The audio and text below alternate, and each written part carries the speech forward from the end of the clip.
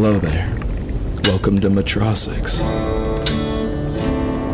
It's the capital of Delaire. But more importantly for our story, it's a dangerous place. Each of the king's successors in the last 14 years have died trying to sit on that blasted adamantine throne. It's not just dangerous for the high lords and ladies, though. Without a strong leader, the presence of the city's watch is barely felt and rarely respected. A few areas have found some semblance of stability under a powerful high lord or lady. But there's nothing like that for the Styx. Matrosix, 6th District.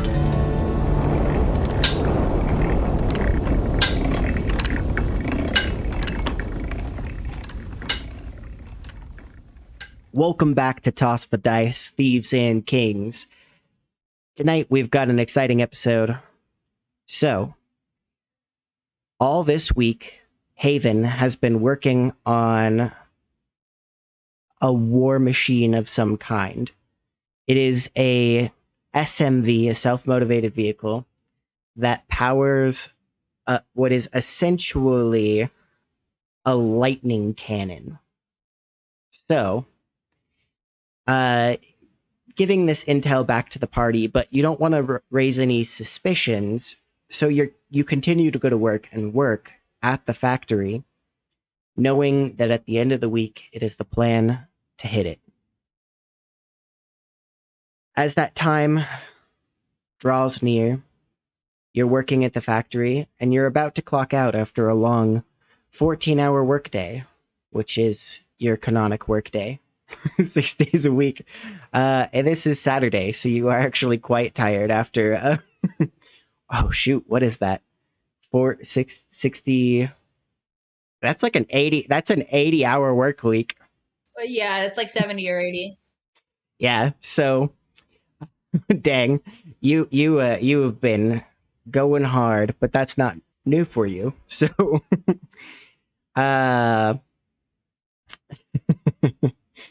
as the end of the work day or the work week closes, you're tired and you're getting ready to leave, and Reynald says, "Hey,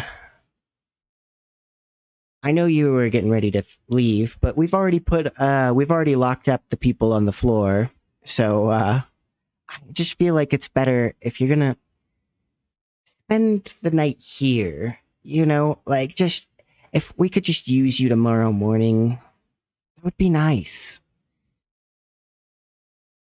And he turns to the rest of the sorcerers who have been working as well. He's like, "In fact, if all of you could stay, that'd be really nice." And he phrases it as a suggestion, obviously. But as he says this, 2 security guards step up and cover the doorway to the workshop where you're at. And he says, "I really do just think it's better this way. Don't worry, you'll get paid a bit of overtime, and which probably means like a copper piece. Woof. Hey, it's better than the people on the floor. They don't get paid anything extra. They just get locked in. So Scrubs, exactly. I will say, over this week, you've seen a lot more security. Like, they've got all hands on deck for this. And even some, you hadn't seen it until today, but today they've got a bunch of red gears hanging around. So there's lots of security right now.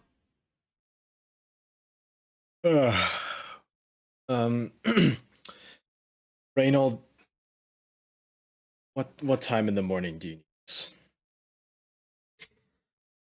I'm not sure. Let's see. I think maybe an hour early. What is that in like canonically speaking? Like, how early is that? That would be like starting at like 4:30. All right. Just look, I'm tired today. Had a not so good week. And obviously this has nothing to do with you. However, I'd like to go to my own home, but I will show up at 4:30. Is that fine? I don't think that'd be as good, though. You could get so much more sleep if you stay here. Well, I actually like my bed, and I don't see anything here, so look. You're some people are giving you sweaty looks, like some of the other sorcerers are like, oh no. But Reynold stays calm, which is actually a little strange for him. And he leans in a bit closer and he says, "Can I have a word with you?" He just step on over here. And as he says step on over here, the two managers they scoop you up by the elbows and they start dragging you over. Like he's calm right now, which is doesn't always mean anything, but it is a little odd. And he scoops so they scoop you up and they walk you over to the security office. This place, from this place as you walk in, you get brought in, and the door, as you go through the first door, the second door is just a little ajar, and you can see inside the actual like security like office room, where they have illusions projecting what arcane eyes are seeing outside the factory. You've never actually seen the inside of this security room. You do know, however, sometimes people get brought in here for punishment, and for a brief moment, you're worried that they're actually taking you to the break room. Now, the break room isn't actually used as a break room. In fact, it's a 5x5 box, a 5x5x5 box. It's for breaking. Yeah. I mean, it looks like there's some old, like brownish stains in there, which you're sure is probably some old dried blood.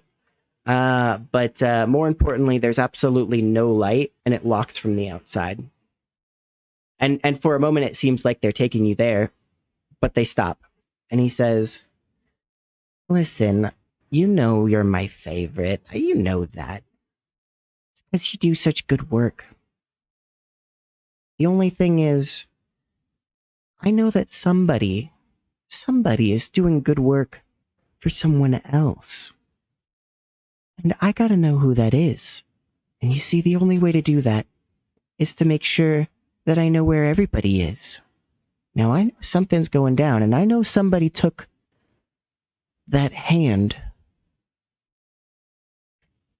Now, I'm not saying that it was you, but I'm saying that if you leave, I'm gonna have to think it was you. How can I trust you if you don't listen and trust your boss?"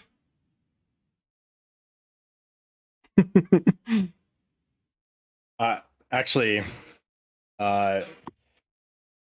Haven just faking this attitude, obviously. Kind of just he laughs a little bit, not in offense.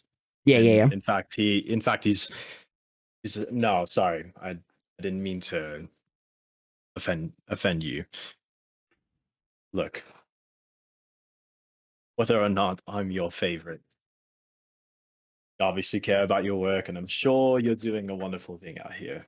And if you really are that paranoid that I will actually take something and watch me on my guest, I have nothing to lose. I'd rather if you were my guest. Capiche? And you're just gonna give me an overtime. That's right. Uh, A little something to sweeten the deal. What's your aim? what are you trying to do? You've been giving us a lot more time working on these projects. All of a sudden, we get the sudden shift that we're working on this now. Well, what's the sudden change up? Questions. Those are dangerous. You want to work your way up to upper management, huh? Ambition, I like that about you. I do.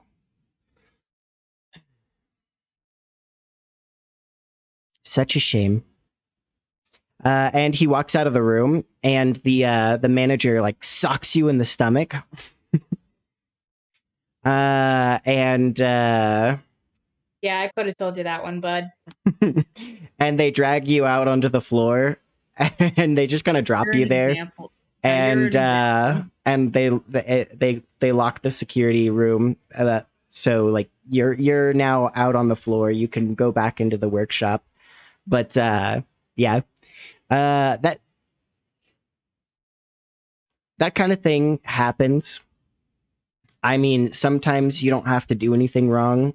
They'll just make an example out of someone. In fact, you're pretty confident that this was the plan the whole time. Like they would have punched you no matter what and dragged you out just because they don't want to show them.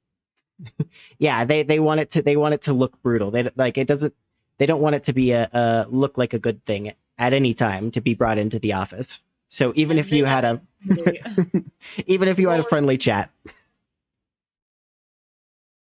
Fair enough. Fair enough. All right. I like this. On the outside, however, Masochist? Nah, fam. so on the outside, we have Elektra, Aurelius, and Piper. One of the thieves. So Bastion is there with you. You're inside the sewers, the sewer hideout, which doesn't smell great. It could smell worse though.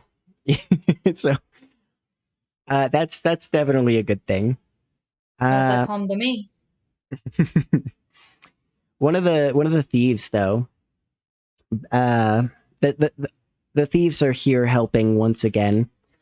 And that he comes back with intel. He says, "My lord, it doesn't look like anybody's leaving the factory. Oh, at least nobody conscious is leaving the factory. The only people who go in and out are Red Gears at the moment. They just started swarming the place.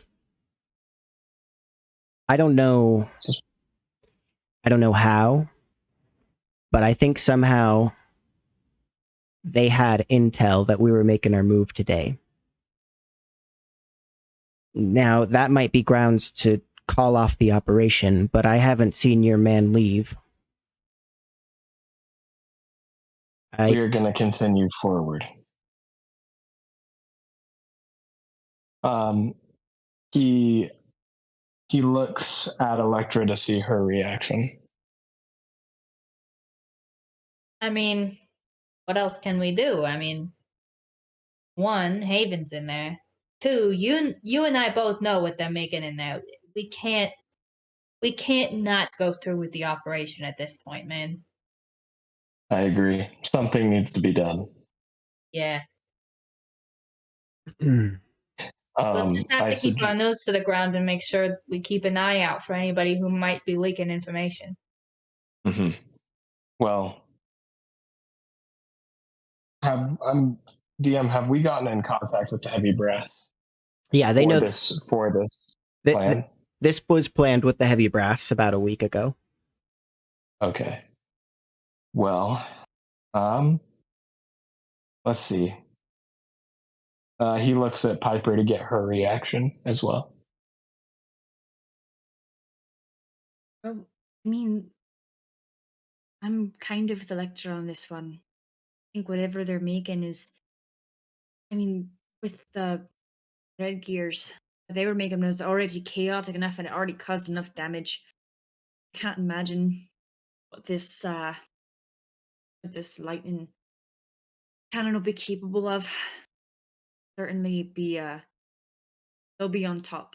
I think if they get out with this new weapon, they'll be calling the shots because they have the firepower to back it up. And if we don't stop it before the dominoes all fall, I think we'll definitely be at more of a disadvantage for to try and strike now.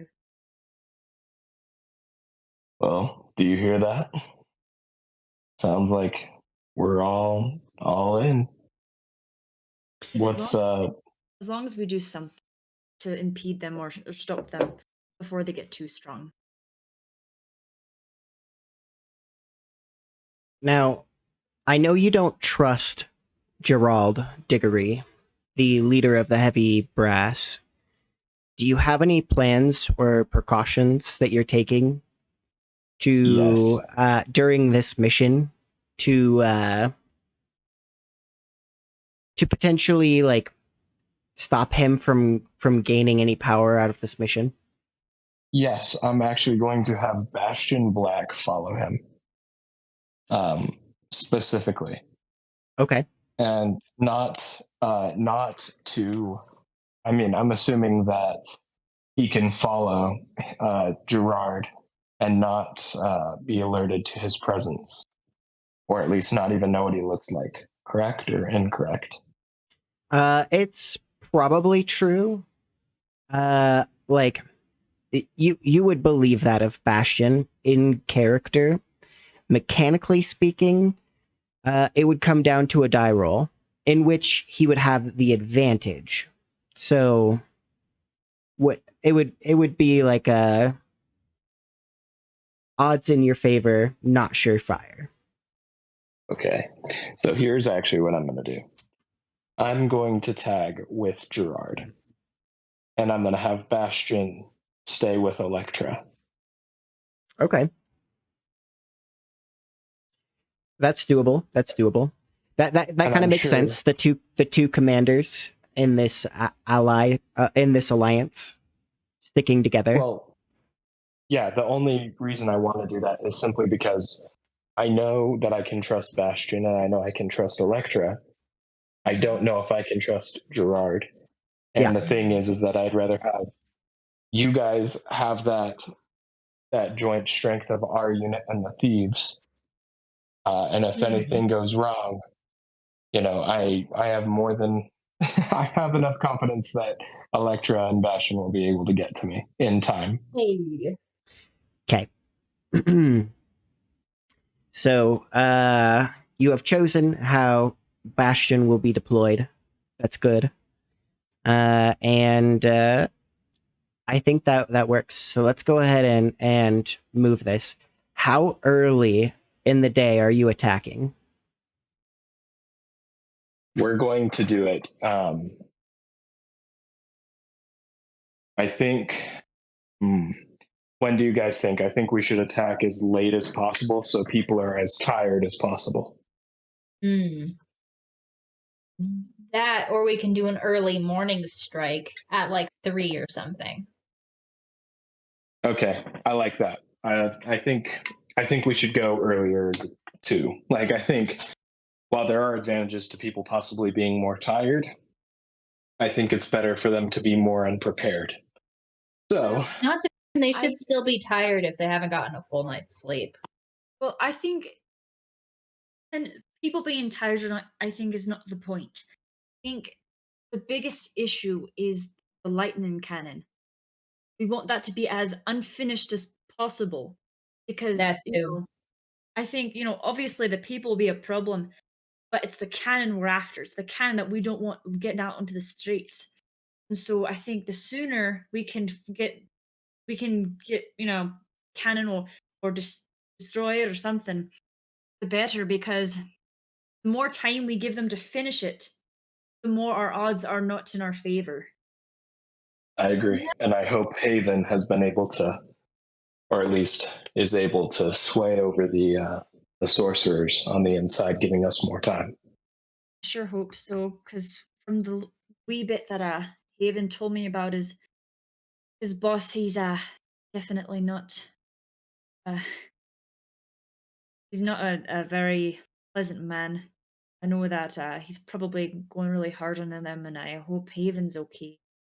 I mean, the fact that he's keeping him in the factory at all is pretty extreme, and so I bet the sorcerers are a little uneased. So Mhm. hopefully, when we uh get the ball rolling, people will realize what's going on. And the sorcerers, I don't know how many of them will have loyalty to him in the end, because if the factory's destroyed or damaged or whatever, then half of them probably won't have jobs to work on when they get back anyway, when all is said and done. So Aurelius starts smirking and looks at Elektra and says, "Did you hear that? They're I flirting did. outside of our group meetings now." I know. They're flirting and they're not even around each other. It's incredible what they can do. Truly inspiring. Who's flirting? You, I- sweetheart. Me Listen, flirting? even if When? since he's been around, listen, if you're oblivious to it, I'll let you be oblivious. I'm just saying. Well, we're just saying. Me and Aurelius both. You mean Haven? Aurelius Really? pats her on the shoulder as he's walking by and says, "Ah, young love," as he continues to. Ew! Get your hand off me, old man. That's nothing like it. all right, He's all just right. he's just a skinny kid. Wait, I Uh, don't remember. How old is Piper? She's like 17. Oh, okay. So Aurelius is like 10 years older than her.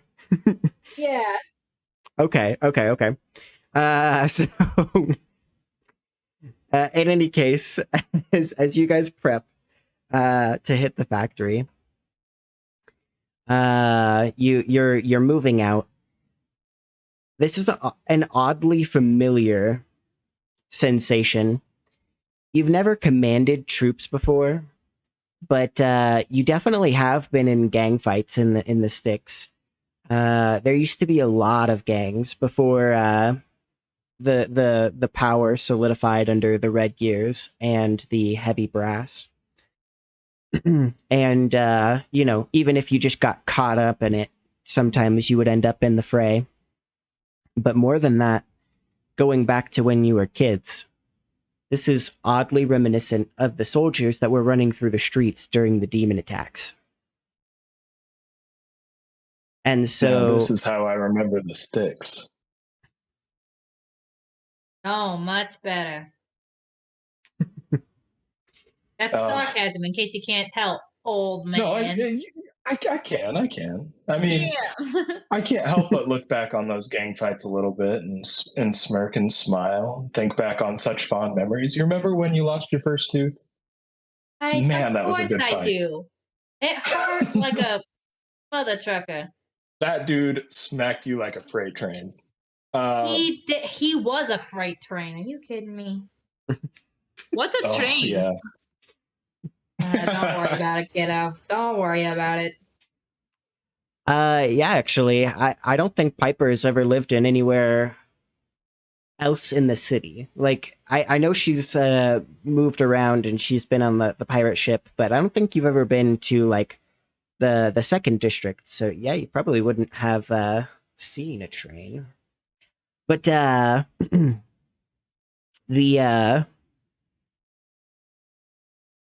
switching back over to Haven, it is it is quickly apparent why exactly you're being kept late tonight. You, the sorcerers, are being watched all night. The technical stuff has been done. You guys finished up. However, the factory floor, not the workshop you're in, but the actual floor, has been up all night assembling the lightning cannon and the vehicle. Mm-hmm. So, Keeping you there tonight is doing double duty. You guys are watched. You can't get out to alert anybody. And the factory floor is working. As you approach early in the morning, very early, you all are tired. You hear a disturbing sound. You thought to catch them unawares, and yet you can hear the heavy grind of machinery. You know that they might not know the precise hour that you're arriving. They are, in fact, geared up for this. As you climb up the side of a rooftop, a ladder has been put to the side of a building near the factory, and you're looking out over the shingles of the rooftop. Gerard leans his forearm against the arch of the very peak of the roof as he looks over, and he says, "It seems we've got spies in our midst. They know we're coming." And he says this to you, Aurelius, because you two are together. Yeah, no, it must be hard for the heavy brass to keep their moves secret. We don't make it a habit to sneak around like those nobles, it's true. But if you're trying to talk about dissenters among us, let's not even right now. I agree. It's We've got no bigger fish to fry. Exactly. It's no secret that I don't like you. But I can work professionally. You can. Aurelius is just looking on, and he's not paying him attention. He's getting ready for the fight. So the vehicle that you see is like nothing you've seen before. Lightning crackles up and down the cannon that's been mounted to the top. There is 4 people who man this vehicle. Who they sit on each of the corners, as the vehicle's chassis itself is a rectangle with the cannon in the middle, and on each of the corners of the rectangle protrudes these long mechanical legs. It seems like this is some sort of all-terrain vehicle. And it scurries slowly back and forth across the factory's face, near where the cargo doors are. Aurelius leans over to Gerard and says, "Do you have any long-range units?" Yeah, we've got some sharpshooters, but our firepower is not as strong as that. I don't know if we have anything particularly equipped for it. The best we've got is probably Kimon. He says he can be a real wrecking ball when he gets serious. Okay. Well, how about you call up some of those units? I just need 1 or 2 sharpshooters. Just 1 or 2? For what? Well, hold on. Let me clarify. So, are the people on this all-terrain vehicle out in the open without any glass or cockpit? They have some cover, but it wouldn't be total cover. It's not a tank. It's not a true tank. I would give them probably like half cover, maybe 3/4 cover, depending on the angle you're shooting at. If you're trying to shoot the guy on the far side, the shotgun's going to give him more cover, and I would give him 3/4 cover instead. Okay. The question I have is how many people are operating the gun? Was it just one? So it's unclear who's actually operating the gun.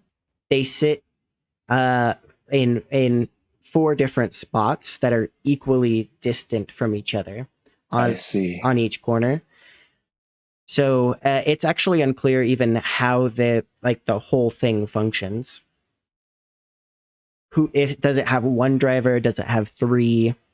Are some of them powering it like the old designs of the Red Gear vehicles? It's uncertain. Maybe someone who is proficient in building vehicles took a look at it. They could decipher it, but that would even be difficult at this distance. Okay. Well,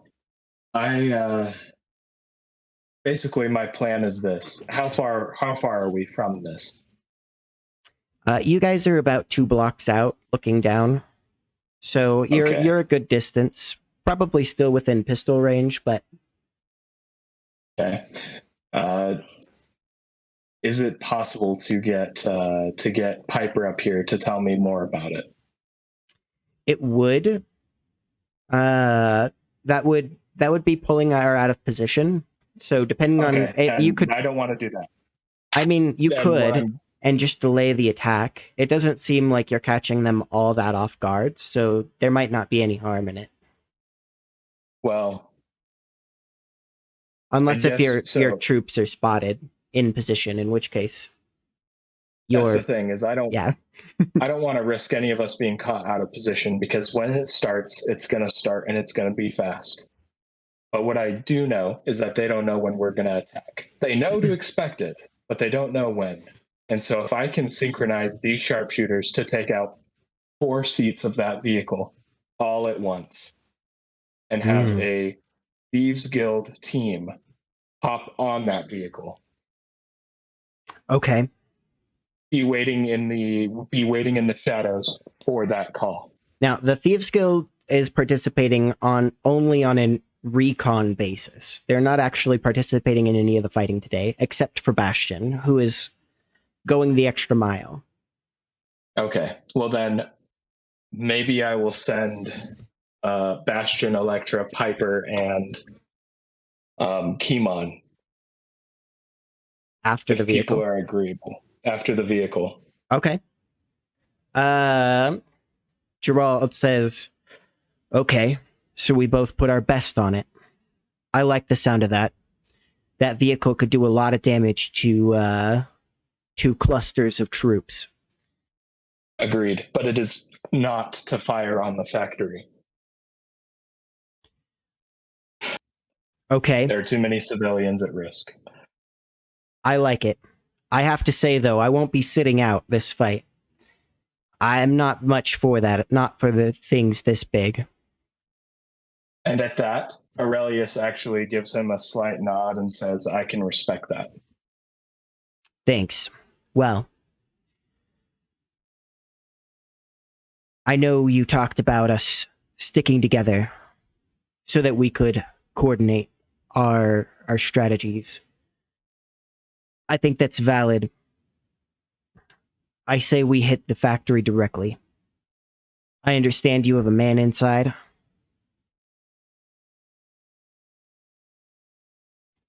We do. We do have a man inside. And it would be preferable if, well, he's doing his thing, but he'll catch up to us. He's a quick learner.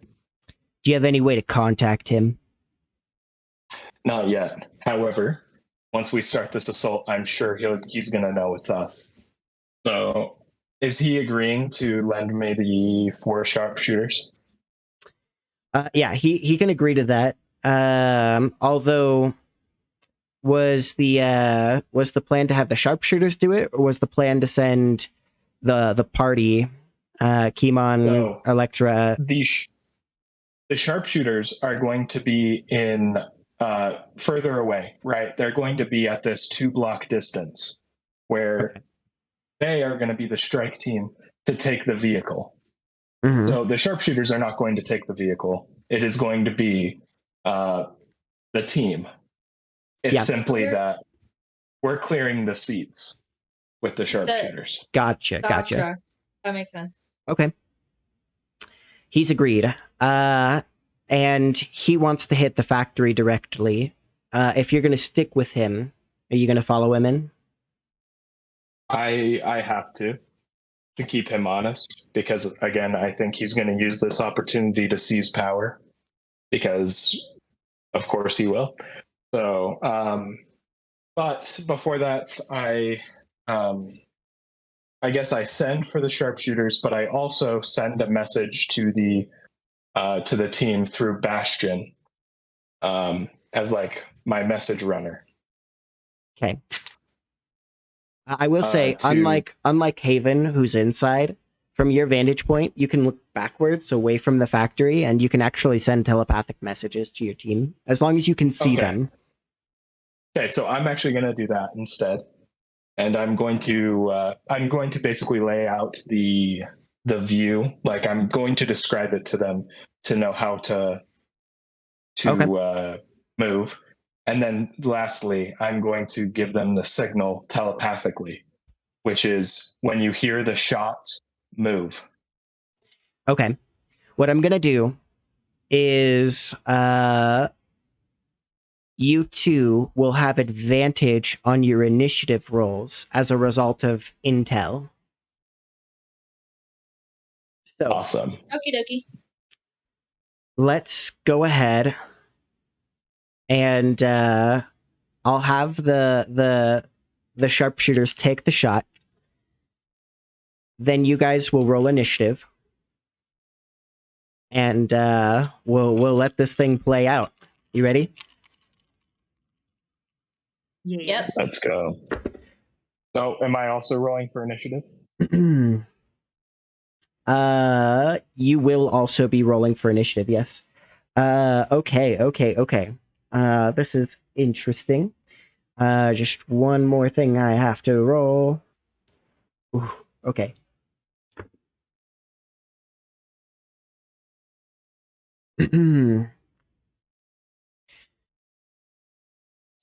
So, Hang on my initiative.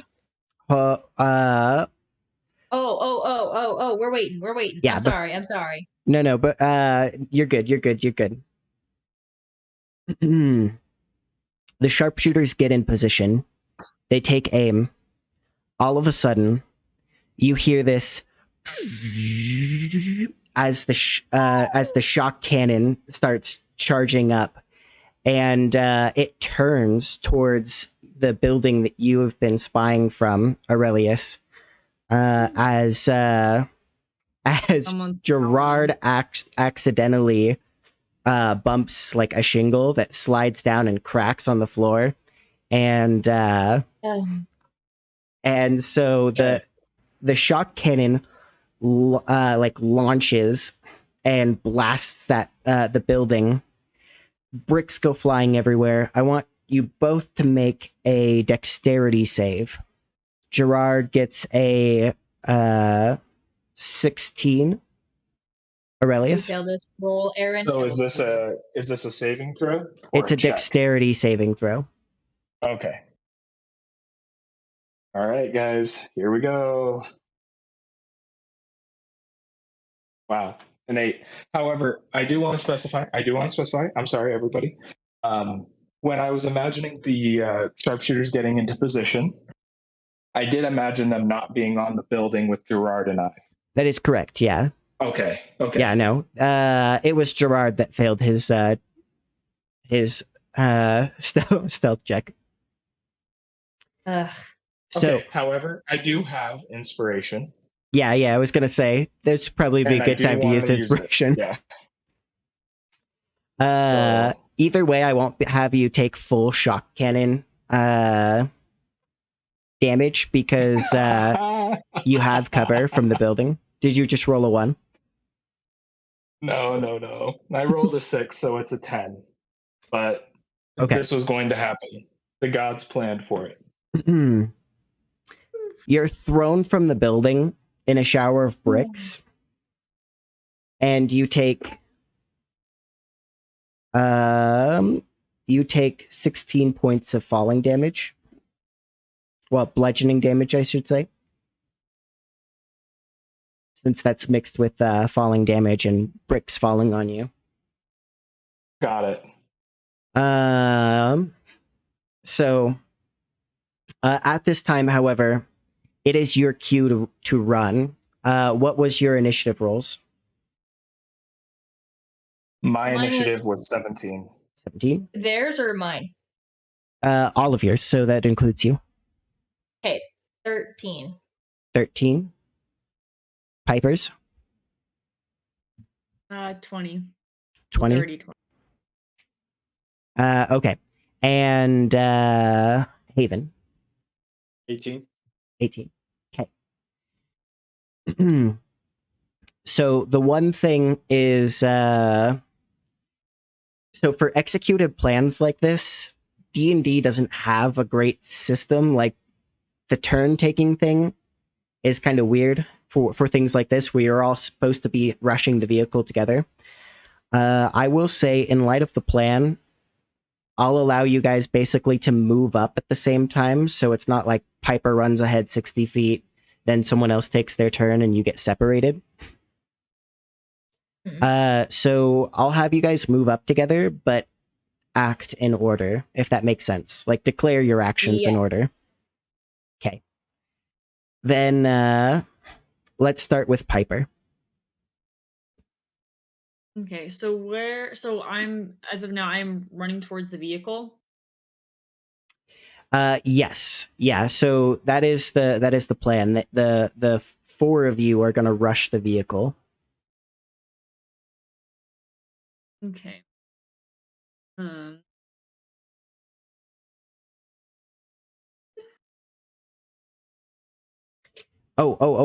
sorry.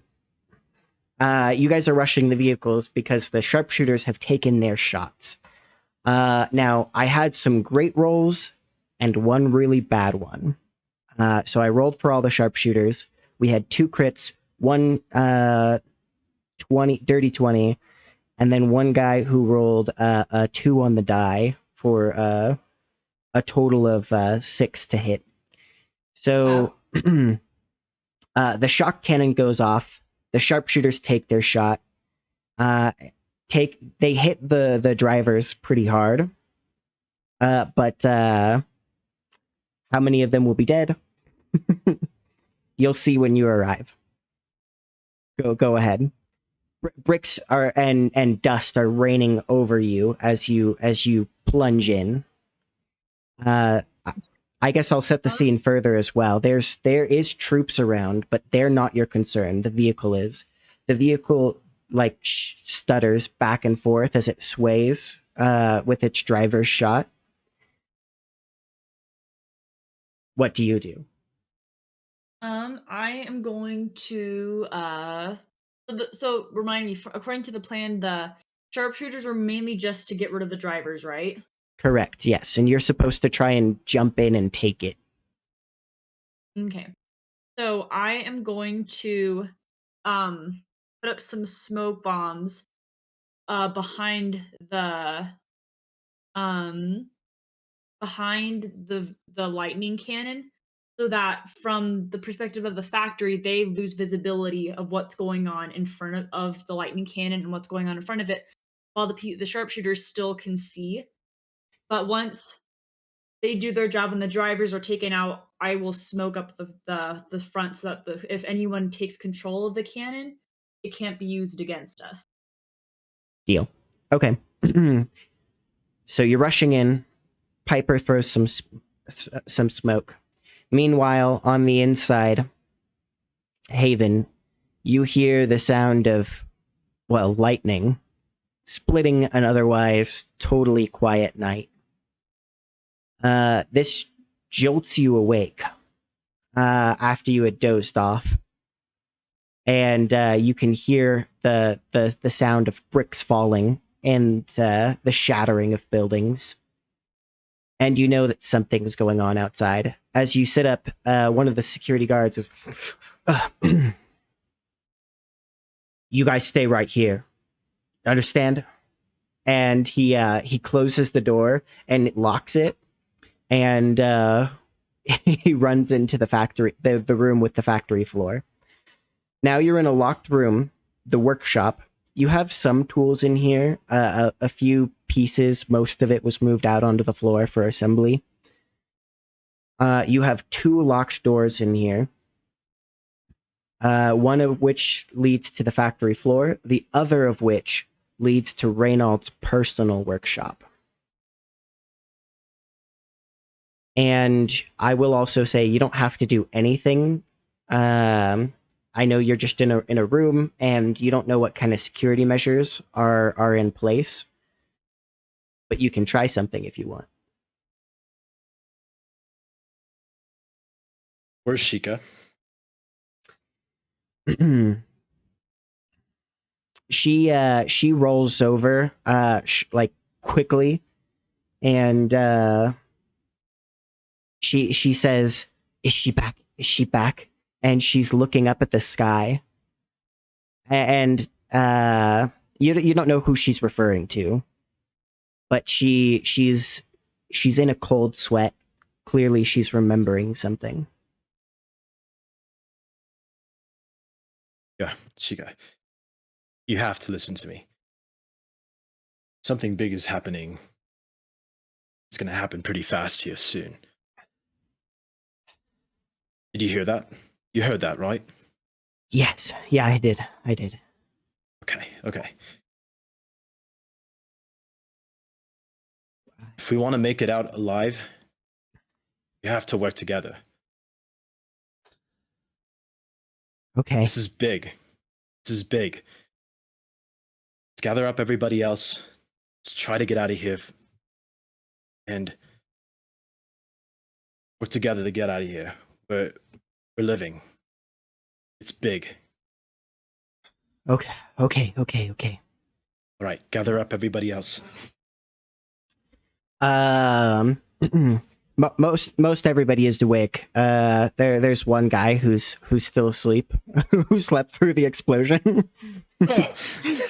Me? No, I'm just kidding. I was gonna say that's me in the mornings. I'm just like, huh? Hashtag relatable content, y'all. So I do that.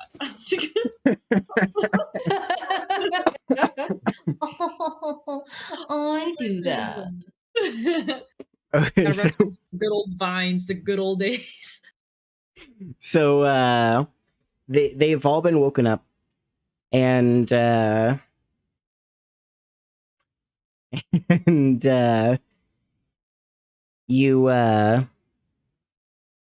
you hear over what seems to be like a minor illusion projecting Reynald's voice into the room, and he said, "I knew it. I knew you were an instigator, Haven. I knew it." Forget the scrying stuff, or was this intentional?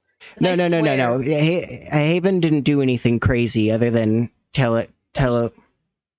He knew something was happening outside, and he spoke out loud when there's scrying spells everywhere. So He's anyway, like, we're gonna die. There's literally a gang battle going on outside. We didn't sign up for this. We just work here. game over, man. Game over. Game over. So anyway, you hear Reynald say, he says, "I always hated you. You were always my least favorite." Wow, so quick to turn. Can we trust anything you say? So, was there anything else specifically you wanted to do? I feel like that's sufficient. Like, you're in a box. Like, I don't know if you have a grand plan in mind other than rally the troops. Let's see. Where's that scrying eye at? You're not sure. Can I roll like a perception or something to see? It would be totally untraceable except by means of magic. Yeah, divination stuff is So crazy. yeah, the sensor is completely invisible. You have to have true sight and stuff. Yeah, you Dang. could see it with true sight. You could see it with see invisibility. You could cast detect magic. Like all these things would be potential things you could do. To find it, yeah. So All right. I'm wondering, would a counter spell negate it? no, because it's not being casted currently. Dispel magic would get rid of it, but even then, you have to be able to see it to cast it. So you would have to detect it first, and then you could dispel it. All right.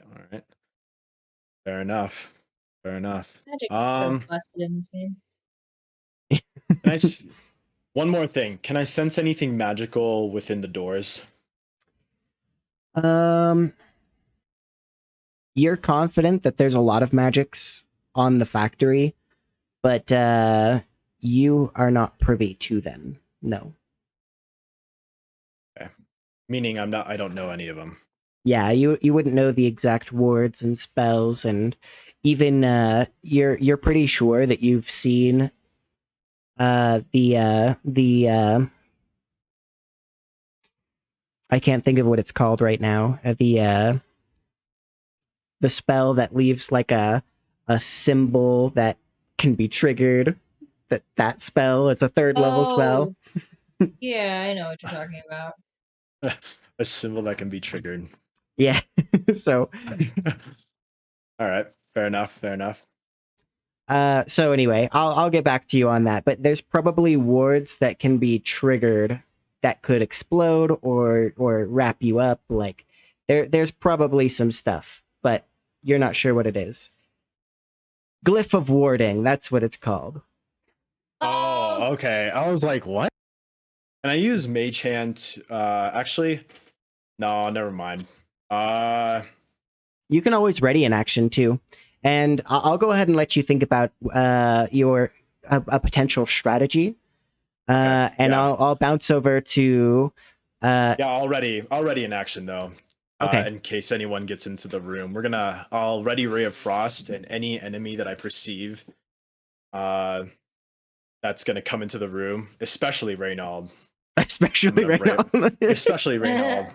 Yeah. I'm gonna Ray of Frost him, so Ray Ray of Frost. Yeah, because that's his name. It's a dope pun. Reynald of Frost. Reynald of Frost. Reynald of Frost. So Elektra and Kimon, you guys are sharing your initiative. Oh, like how we're twins. We share a birthday. We share an initiative. Exactly. Maybe I just want to be my own person, DM. Nope. Wow. Does he even have the same initiative stat as me? Absolutely, yeah.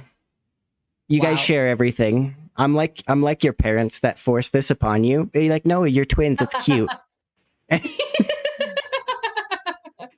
No, you're the same person. Exactly. Anyway. One boy, one girl. Same thing. Anyway, your turn. What do you do? As you rush in. Oh, wait, are you armoring up? You aren't. I am not. No. Oh, okay, I am, however, going to whip out my greatsword. Which do I have those stats? Perchance. I mean, this is probably the last session I'll be relevant, but you know. Yeah. Do you? It would just be 2d10 plus your strength modifier. Gotcha. Or no, I'm sorry. Okay. I'm sorry. 4d6 plus your strength modifier. 4d6 plus my strength modifier. Okay. Yeah, so I'm going to, basically be getting serious, especially because I can't armor up. So I will be, man, thinking about how I built this character and making my secret identity my armor, maybe not my brightest move, but you know what? It makes for interesting stuff, I guess. Yes. I'll just keep telling myself that it's interesting that way. Okay. Yeah, I'm going to be trying to scan for any survivors of the sniping attack on any of the drivers. Specifically, is it kind of similar to the setup that the Red Gears have, where there's like a gunman and then drivers? You're not sure. I Okay. gave Well- Aurelius this breakdown earlier. You'd Oh, have to right, you'd right, have right, to right. you'd have to really Get be in able there. to Okay, I am figure it looking out, yeah. for a gunman or gunman to see if either would survive or if there is such a position. So first and foremost, people alive and seeming to man the cannon, and then people alive, period. If Okay. there's anybody. 2 appear to be dead. So 2 people have been. One guy got shot and is wounded. The third is totally unharmed. Gotcha. The Okay. the ones who are dead are on the front 2 legs of the vehicle. Gotcha. Okay. I'm going to try and go after the guy that is unharmed then. Okay. So you run to the back left side of the vehicle, and you can see as he's working cranks and pressing like these buttons inside, trying to get the cannon to turn. Hey, Uh, nerd! Meet Steel! Okay, make your attack roll. Are you attacking just the driver, not the vehicle? Yes, just the driver, not the vehicle. 'Kay. Oh, hot dice. Okay. Oh Ooh. shoot! I rolled my damage before I rolled my attack. I got excited. Okay. Woof. Oh, baby. Woof. That was a nat 1 on my attack, but I get 2 attacks now, so I'm gonna attack one more time. Okay, that's a 22. Yeah, baby, let's go. 22. Okay. Luckily that just barely hits him. He does have cover because of the vehicle. Ah, So he had a lot of AC. But Gotcha. you hit. How much damage do you deal? 23. 23. After I call How him does a it nerd, happen? I'm going to straight up just like stab my sword, maybe like in through the side, and just like pin him to his seat or something like that. Like ruin the upholstery. Okay. Okay. so you run him through, ruining the upholstery. Wow. Actually, he was sitting on bars. It's a very uncomfortable seat. Yeah. They rushed this out. They has 0 amenities, 0 play. No leather seats. What is No cup 0 holders? luxury features? No That's the word I'm looking heated for. seats. Oh my, the greatest transgression. No No cup Oxford holders. court. I Wow. can't read my Oxford. Just roll down No your air just roll down conditioning. your windows. Yeah, exactly. No Nature's radio, AC. nothing. Listen, thank you. Oh gosh. So anyway.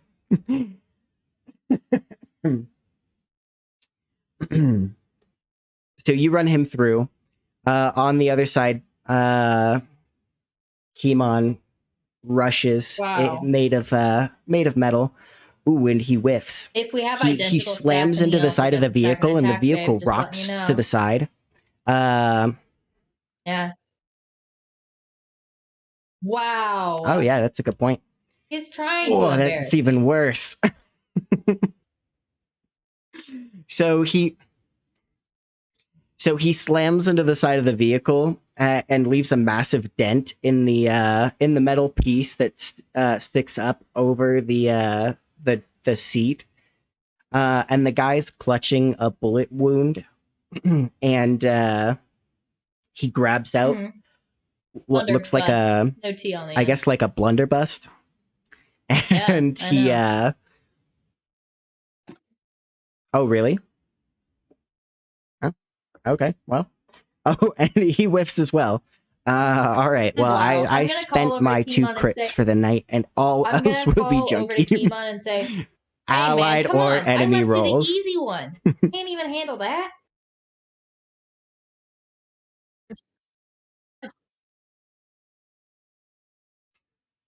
Hey, cool your jets, Besides, okay? my I don't have a feet fancy slipped. This sword given to me cobblestone by no tonight. angel. They're all like The sun was in my eyes.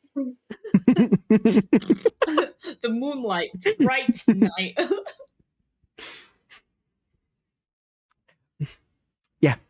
Yeah, couldn't Yeah, see the anything. That's what I lightning get off the for cannon was giant reflecting off my swirl. hands. My metal hands. If only I'd put the black This is what I get for the being a black walking marker under disco my ball. eye to the shade from the sun. By the way, actually, DM, you've never described. Is Kamon also gold, or is he like a more Silver? Is he cyclopsy silver silver? boy? Uh-huh. Yeah, no, he's definitely silver. But we have the same exact stats. Yeah, exactly opposites. So so I guess then I mean, to be fair, you were thrown off a building. We can say that it was. I will justify it by saying it was because you were thrown It's off a building. fine. You couldn't take your turn on time. Okay. Yeah, IRL, it's perfect. because Brendan is so dazzled by Aaron being on camera now. It's true. Finally was able to get some stuff up. So Heck yeah. Aurelius. So do I still see where Gerard is? Yes. As he was thrown from the building, he landed on his feet and immediately turned to metal, and the bricks bounce off of him and shatter on him. He's an android? Ah, that's so annoying. That's obnoxious. That makes me mad. Good. Hate him. Use your aggressive nature. Strike me down. And your journey to the dark side will be complete. So I see him do that. Is it clear that like the assault has begun? Oh yeah. Okay, cool. Yeah. You can hear gunshots and you can hear the clang of metal as various skirmishes flare up, everyone moving, some people ahead of their order because of the just the sheer adrenaline of having that shock cannon go off. And so the plan is falling apart a little bit, but that's always expected with large-scale battles. In fact, Braz says in your head, like, this is better than most. They're well-trained, at least. Aurelius takes out his let's see, what would it be? Actually, never mind. He's going to run over to Gerard and basically get ready for battle with him, right? Like, make sure he's good, and we're heading in. As you run up, he says, you're alive. Pity. Let's go. And and he starts charging the factory. He says, I vote we don't use the door. And he runs up to the side of the factory, probably actually about where Haven's workshop is. And he begins to try and smash through the side of the wall.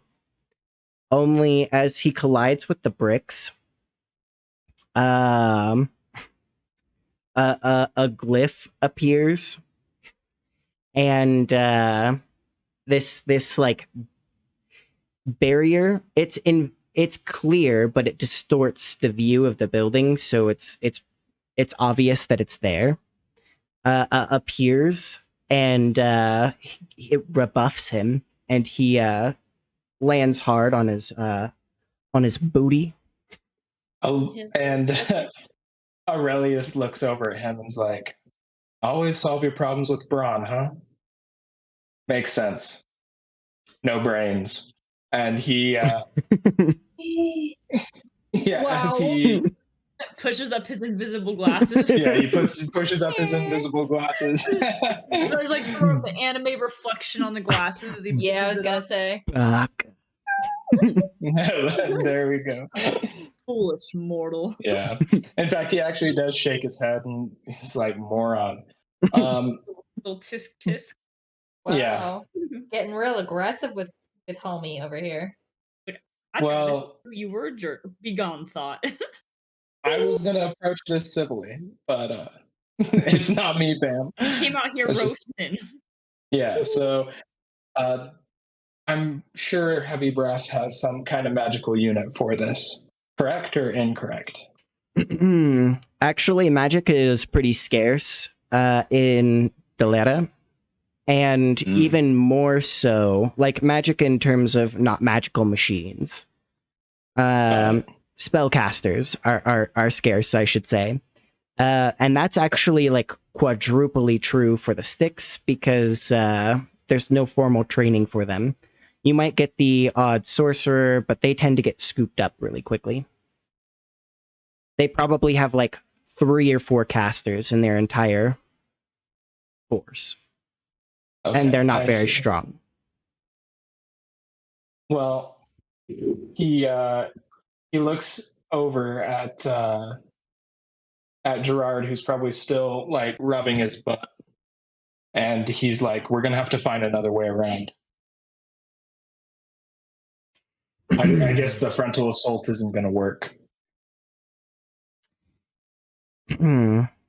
You have you ever met Reynald as Aurelius? I don't think you have, Not- right? Yeah, not to my recollection. Okay. Then you hear an unfamiliar voice say, Okay. No, I think you should try again. Who dare disturbs my slumber? and I say, oh yeah, no, Captain Gerard will be my guest.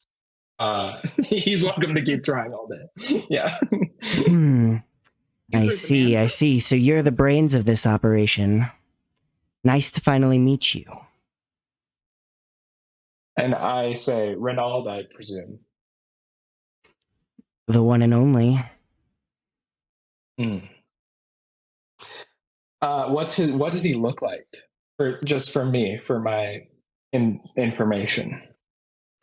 So you can't see him. He's projecting his voice, but He's a coward. you have had him Oh. described to you by Haven. And so he's actually super scrawny. He typically wears robes like a wannabe court wizard. Did custom embroidering to make it look like the real thing to make himself. How much does Aurelius know about Reynald, actually? You're smarter than I thought you'd be. You don't know too much. You know that he's not Delaran at all. He's Endaran. That he came here because he failed to obtain the position of court wizard to the queen in Indera, and got put out of the university there, or at least the training program for it. And that he came here at some point and has been attempting to innovate the blend between magic and technology. And tech. Okay. Yeah. I'm actually going to speak up to him and say, my name is Aurelius Acule, and I am the rightful heir to the Styx. But I assume you know that. I'm here to talk with you about the rights to this factory. The only person who's going to be owning the Styx by tonight is me. Aurelius doesn't even, just completely unfazed, and he says, that's cute. And I like your chuckle. Thanks, I've been working on it. Yeah, very villainous. I feel it makes me more intimidating. Yeah, exactly. You get it. You get it. I do. You know, I see what you're going for, but all I see is a failed court wizard. That's all I can hear. Just a pathetic, scrawny weakling. Hiding behind big old walls instead of coming out here to talk. Well, thank you. Before, I was worried I wasn't going to have a good reason to kill you. But now I do, so... He really really need a good reason anyway. You're just gonna do it anyway. He wanted one. Yeah. Well, let's just say I always deliver. So you're welcome. But that's just where he stops. He's like, I always deliver. There's no response anymore, which after like a minute, it like starts to feel really uncomfortable because you've been talking to a wall, and now that the wall is not responding, like it feels like you've like you're an idiot. Yeah. You're like obviously not the case, but it kind of feels that way. No. But like if you step back and think about it, you're like, I've been talking to a wall. So what there is technically a back door, a front door, and then the garage door. Which one are you attempting? Well, first off, can I check? Hold on. Wouldn't we know where Haven is in the building? Because wouldn't he have described the layout of the factory to us? Yeah, you have full intel on the building, except for the unknown parts of it that you could not access. So we know However, where Haven would be. Yeah, so you Yes, know that Haven's but- just on the other side of this wall. However, the issue with it is getting through this wall. Yeah. So I actually use Braz to communicate with Elektra, and I ask her, how's getting control of the vehicle going? Great. If Kimon can actually do his part and kill a guy, but we got it pretty much handled. Hey.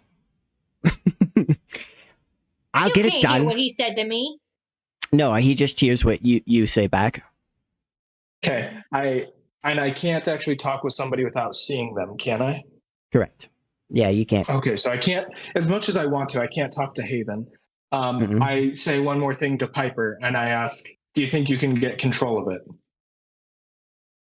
I think so. with your knowledge of vehicles? Yeah, shouldn't be too hard. It was definitely a rush job.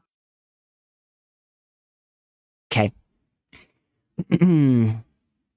Bastion slides into the seat, pushing what? Your DMs. He slides into your DMs. Okay. He's Well, like, anyway.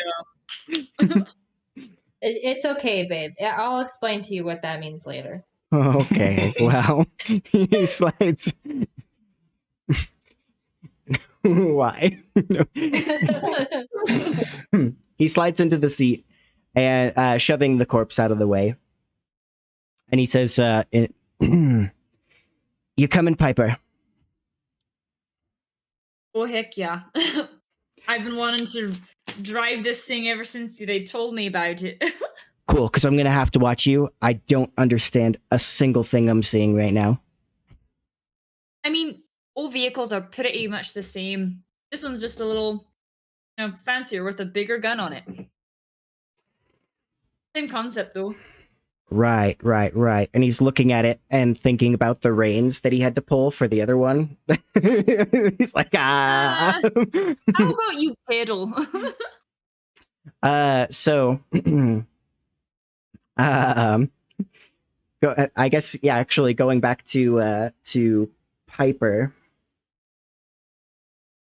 What do you do? So,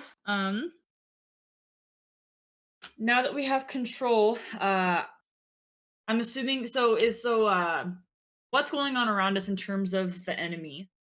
Have reinforcements come?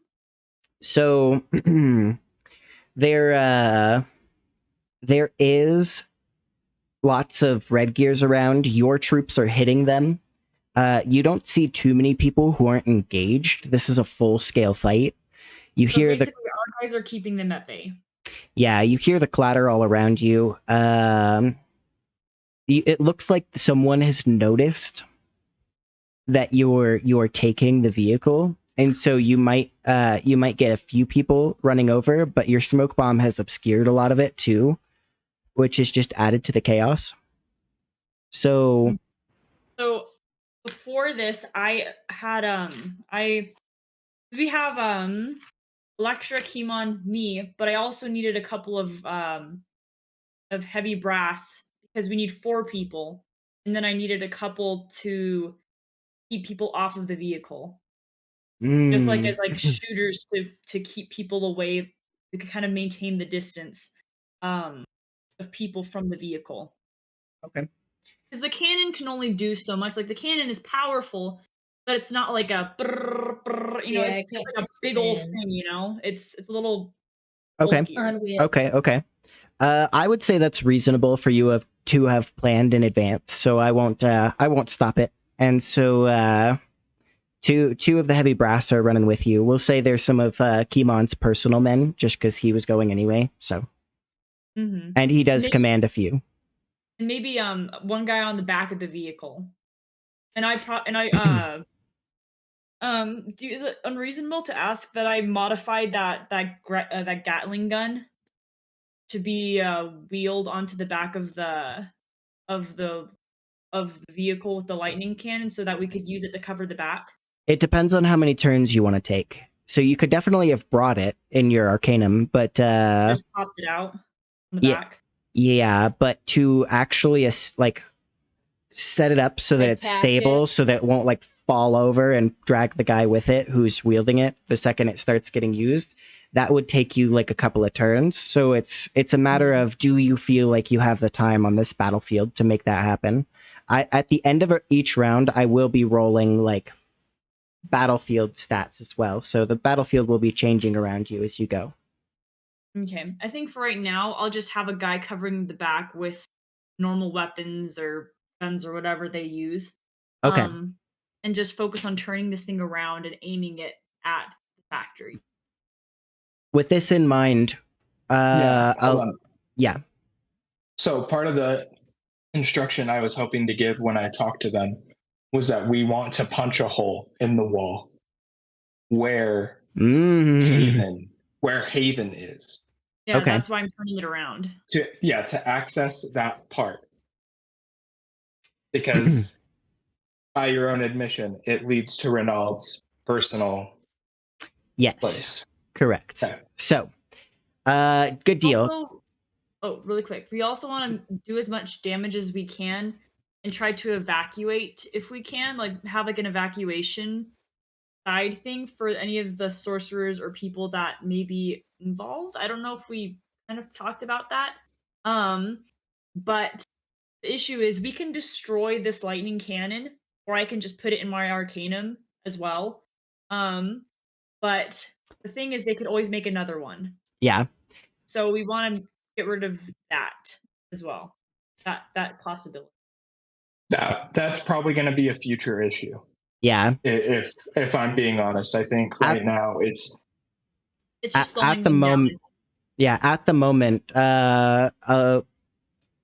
Alyssa, would you prefer to, because we have the extra troops now, would you prefer to be hopping in the cockpit of the vehicle, or would you be one of the people protecting the vehicle? Because I assume that you would want to protect the vehicle for sure. Yeah, that was my assumption. Okay, be more effective anyway. So Kimon and you will protect the flanks of the vehicle as the rest Especially of you I got a longer reach man it. weapon on right now. Okay, in that case, I'll put you basically in charge of the vehicle, as Piper. And so as you hop in the vehicle and start working on that, I was wrong, guys. Kimon just crit the dude. So Kimon frustrated at Elektra's taunts. He slaps his hand on the guard plate on the cockpit of this leg, and he pulls himself up, and the guy has been fighting him off a little bit, and he grabs him by the collar, and the guy goes, "Oh," and he like flings him like all the way to the side of he hits the side of the building. Hey, you just took you long enough, man. Come on, let's go. As he does, he nods, and the heavy brassman gets in, and he jumps to the side of the vehicle.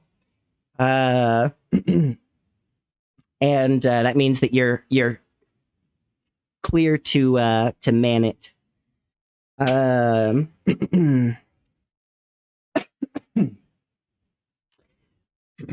Let's actually go straight to that then, because I feel like everyone's turn is just going to be like waiting for that to happen. So we'll jump straight again to Piper. As you, it's super weird as you hop in. It seems like all four legs control the vehicle. Like you probably have to shout like coordinating with the other people.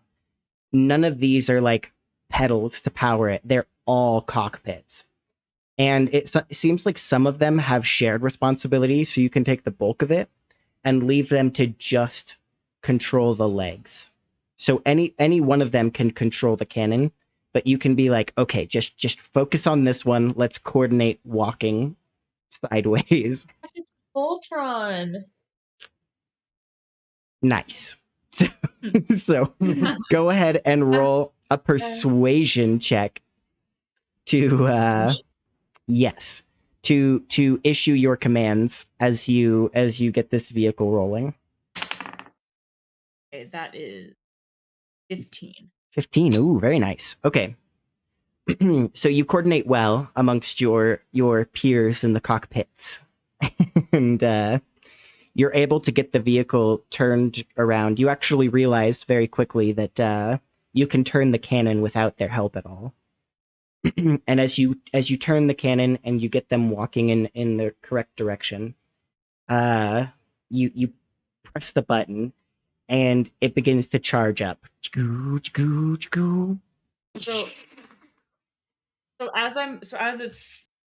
it's charging, I'm not doing, there's nothing to do. I'm just waiting for it to charge. So as I'm waiting for it, I'm gonna take another smoke bomb out and toss it ahead of us. So as we're moving, the smoke continues to cover us. I don't want to leave the cover of the smoke. I don't want them to know what direction we're trying to take this thing. So Okay. As as your you throw the smoke and the vehicle launches lightning into the side of the building. The Haven, luckily you had already rallied people and you were not right next to this wall because it explodes and bricks flying everywhere. There's dust. You can hardly see what happens. And at this time, Aurelius, what do you do as the bricks go a-flying? So I'm going to ask, is the door to Renaud's private office, like, is it visible from the hole we just made in the wall? Yes. Well, he's going to shout back to Piper, send her again, right through that door. Okay. Piper, you realize that there is an indicator. You didn't realize what it was before, but now that you've taken the shot, you've realized that this vehicle probably has 5 shots, and 2 of them have now been used. You only noticed because as you fired, one of the blinking lights went out. So there wasn't really a way you could have known before. So it just takes a really long time to recharge all those shots. Mm-hmm. So let me specify real quick. May I specify my plan? Yeah, sure. My plan is for us to invade through there to do whatever we're going to do with Renaud. However, we do need that vehicle to blast a hole in the wall to let the factory people escape, like all the people on the floor. I want them to have an out. So we're going to need 2 teams. One who's going in to take Renaud's Happy A out, and 2, a team that is helping get all the citizens out. Renaud's probably nowhere on the site. He might not be. If he's scrying, but I think he would be. Or if he is, he's like way out of harm's way, because if he's scrying everywhere he is, probably. Well, let's leave the theorizing and let's get to the action. So, okay. you want a second shot to go in. to the door still. Yeah, So that would be the third shot, correct? correct. And you would have 2 more after that. Okay, then yes. And this, I'm assuming this is after everyone has evacuated from that side of the building, right? That area. Yeah. Okay. Yeah. Aurelius is keeping Haven informed.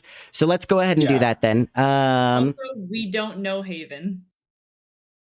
We don't know him.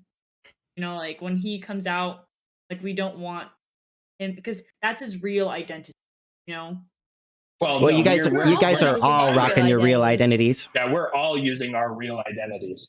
Okay. Yeah. But do we still want Haven to be exposed as thing right away as the person? It's pretty obvious. I Reynolds think is it's yeah. Oh, So not okay. only that, so as the whole blows the bricks apart, Aurelius steps in while shouting that to Piper, and he actually looks at Haven. He's like, "Good to see you." And then he's like, "Let's just all stand back," and he like helps move the sorcerers into the corner, and he's like, them along. "This is gonna be loud," and he plugs his ears, waiting for the shot. The shot comes through. The sun is warming up. Just a tippy tap longer. The cannon charges up again and bombards the door. As the door blows open, Reynald says, "That's not fair. You can't take it. I built that." And then actually, you didn't.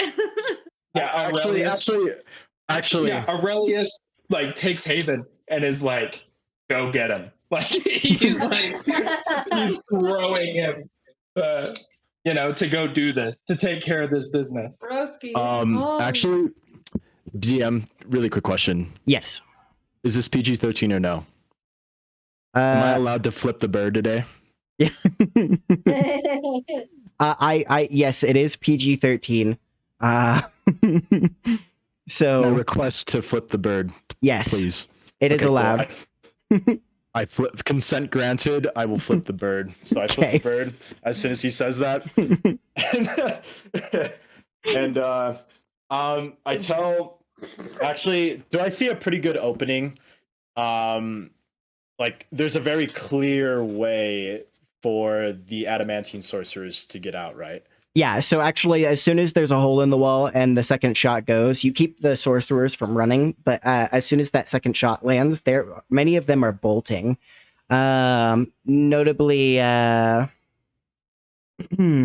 Notably, actually, I'm blanking on her name right now. Sheikah? Yeah, Sheikah.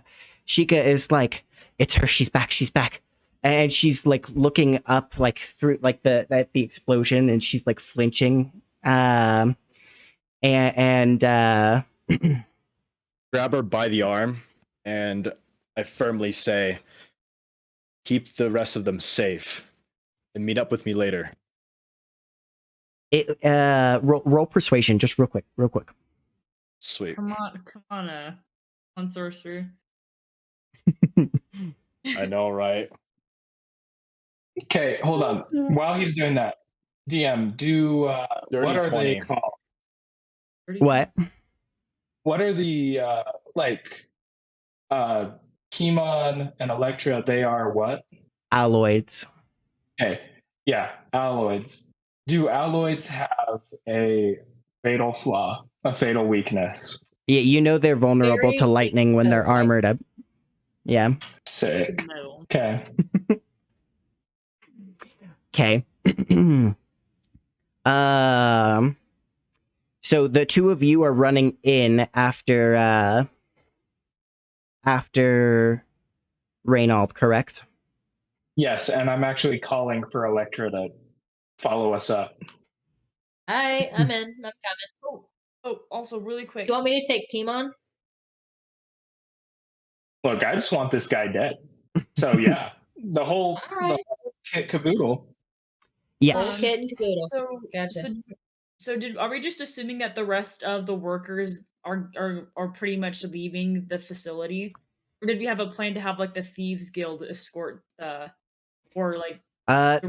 There isn't a plan. And currently, there's not really time to make one. So I'm going to have Elektra running up with Haven and Aurelius and Gerald and Kimon. You all run into Reynald's personal workshop. And Reynald says, as you walk in, you can see him. He still wears his... he looks like a dork. He's in a bathroom. He's like, oh! He's like in his slippers, and he's got like his wine, thinking that everything would be like hunky dory. Like he looks like he's in a sleeping gown with a sleeping hat. He's Does he have a little nightcap? Oh, He's the poor guy guy. from Mulan. He's the guy from Mulan. The Yes. Emperor's like, dude with like Oh, the the towel on Emperor's his head. Exactly. Yeah, it's And like, he stands up from his desk where he was clearly tinkering something. And he says, I thought you might be coming. That's why I brought her. And you can see standing there is Ptolemy. However, she is not at all like you remember her. She has a metal plate covering half of her head where you shot her. She has an electronic eye that emits red light. She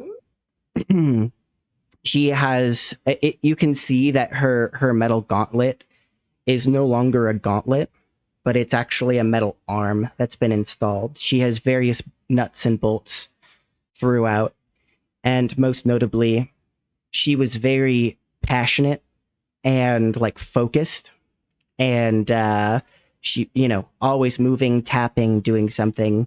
It is really odd to see her now motionless, standing there like a statue. Reynald says, Such a weirdo. Reynald walks over to her and says, my crowning achievement. It's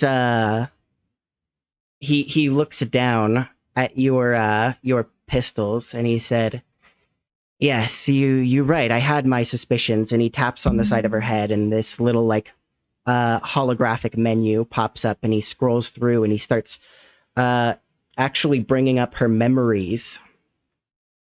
And he says, yes, I thought it was one of my sorcerers who helped on this job. The question was who was with him. Well, I can see who that was now. That looks like, you would be Colossa, wouldn't it? And you would be, well, Mr. DeVere, was it? With your pistols? I've never known DeVere to wield any pistols.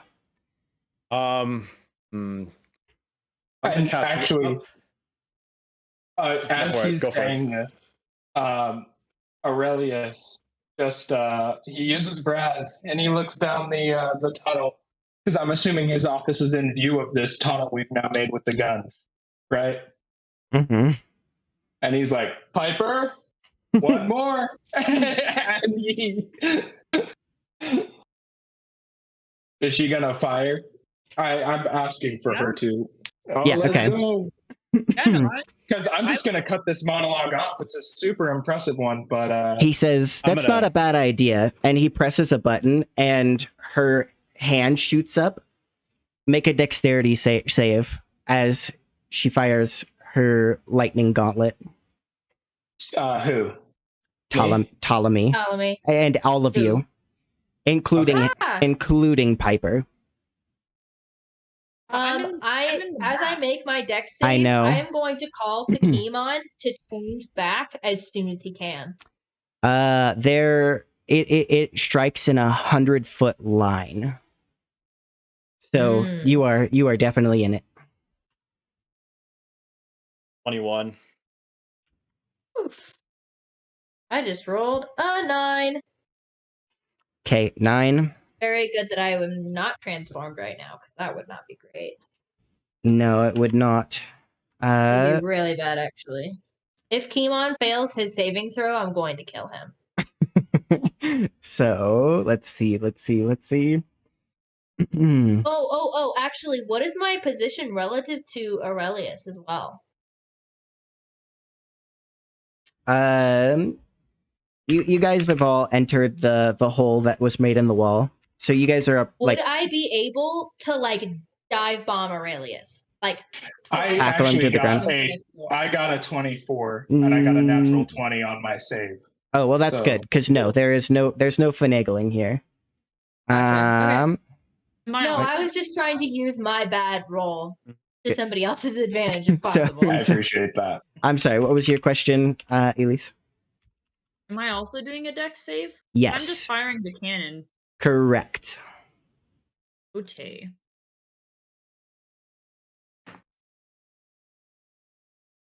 Baby. That's 23. Ooh, okay. I'm picking up next time I have the ability to do a that increase. Okay. So that is a total of. Ooh, luckily we got some low rolls in here. 10, 22 points of damage. Half if you succeeded. To succeed, you need a 15. That I take 44 damage. Oh wait, no, I'm not transformed right now. I'm fine. No, you're I'm not fine, transformed I'm fine. right now. You're fine. I'm not transformed. Okay. Whew. That would not have been good. That would have been very bad. So Kimon, he dives out of the way, but the metal or some of the like tendrils of the lightning seem to arc towards him anyway, and he yelps as he gets a good shock. Great de-transform, dingus.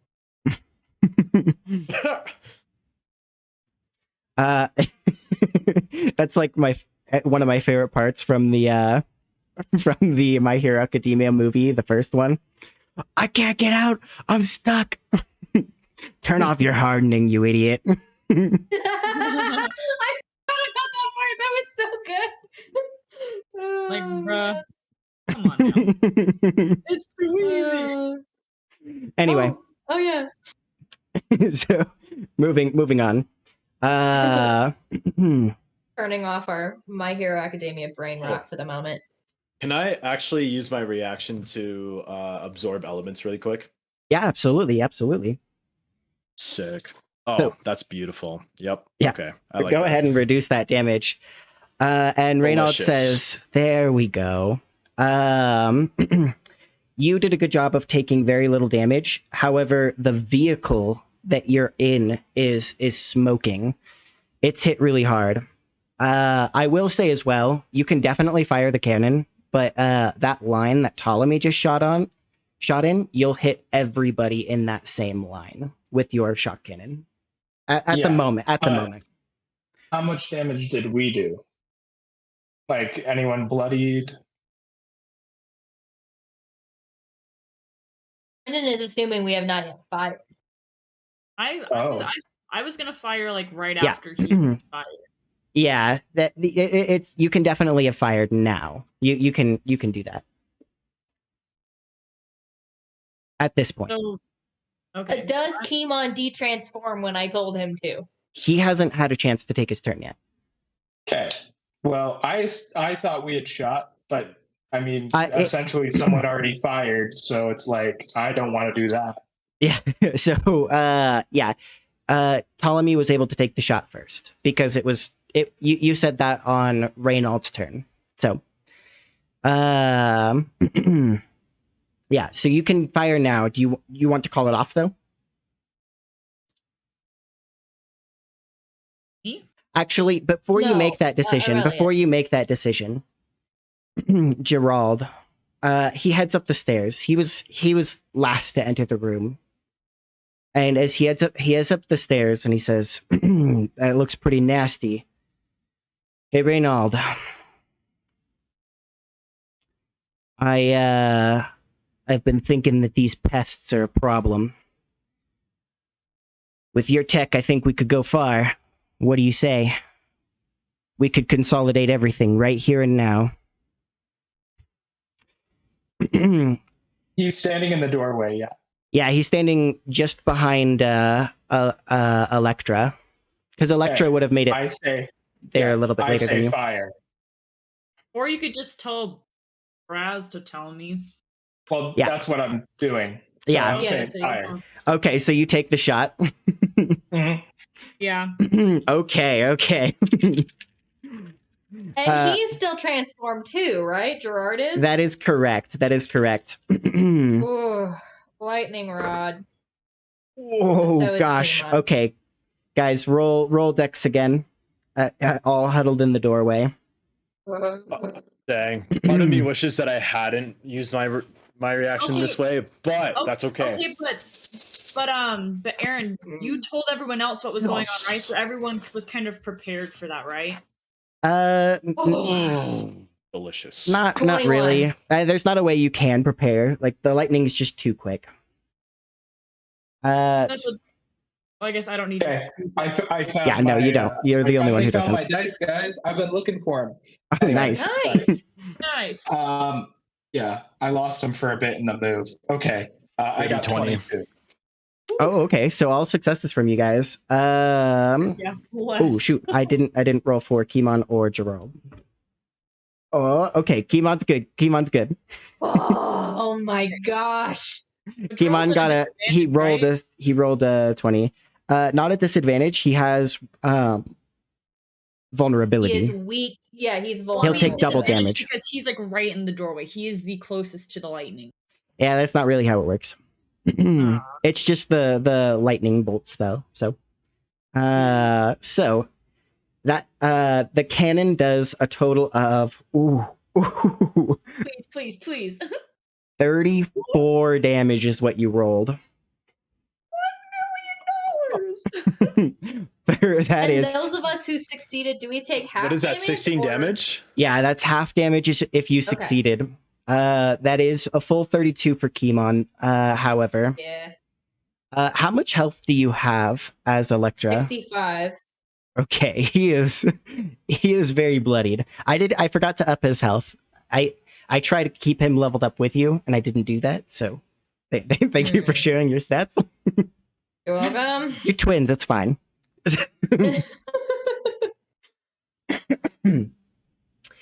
So he's very bloodied, but he's still up. Yeah. Dang. Reynald fails. However, the bolt like the lightning shoots through, and Reynald Ptolemy gets wouldn't happen to zapped. be weak, would she? Ptolemy raises her hand And absorb. and catches the lightning. It breaks on her hand, and all of a sudden her gauntlet is charging back up. Her one shot's back. Man. Well, that was his countermeasure to make sure he How could did- never be used against him. So How did Gerard do? Gerard failed. Gerard Oh. failed. Gerard. Which means he takes like 68 damage. Yeah. Yeah, it does. please tell me he died. So Gerard is like, what do you say? We team up, and all of a sudden, just lightning, and he's like, and he collapses in a metal heap. Okay. Whose turn is it?